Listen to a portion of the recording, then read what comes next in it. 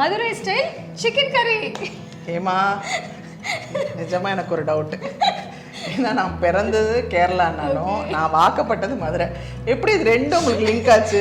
இது ரெண்டும் செய்யலான்னு உங்களுக்கு ஸ்பெஷலா மறந்ததெல்லாம் திருப்பி நினைக்க வைக்கிறீங்க. மதுரை சாப்பாடு பக்கம் போயிட்டு வந்துட்டேங்க. ஆனால் பாவம் அவர் வந்து எதுவுமே சொல்ல மாட்டார் எங்கள் வீட்டுக்காரர். நான் லவ் மேரேஜ் இல்லையா, சொன்ன கிளம்பிடுவா வேற.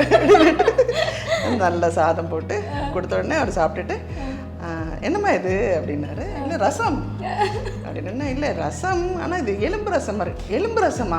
எலும்பெல்லாம் போடல, ஏன்னா இந்த சோம்பெல்லாம் போட்ட எலும்பு ரசம். அவரோட மசாலா பொடி தயார். மதுரை மணக்குது. அதுக்கப்புறம் குழந்தைங்களுக்காக சமையல் கற்றுக்க ஆரம்பித்தேன்.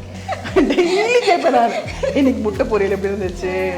அம்மா அதே முட்டை பொரியல் தானே, திருப்பி திருப்பி அதே கேட்குறேம்மா. 20 வருஷமா நல்லா இருக்குன்னு சொல்லி சொல்லி போர் அடிக்குது அப்படின்னு.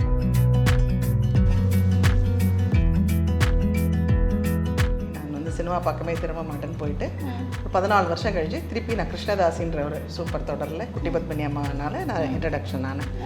ராதிகா மேடம் வந்து ஒரு சின்ன பாப்பாவில் வந்து எனக்கு காமெடி அதை பார்த்துட்டு சுந்தர்சி சார் லண்டன் படத்துக்காக கேட்டு இப்போ லண்டன் நல்ல ரீச் ஆச்சு. என்னோட பிளட்டுக்குள்ளேயே ஒரு எனர்ஜி வந்துடும் காமெடி பண்ணும்போது.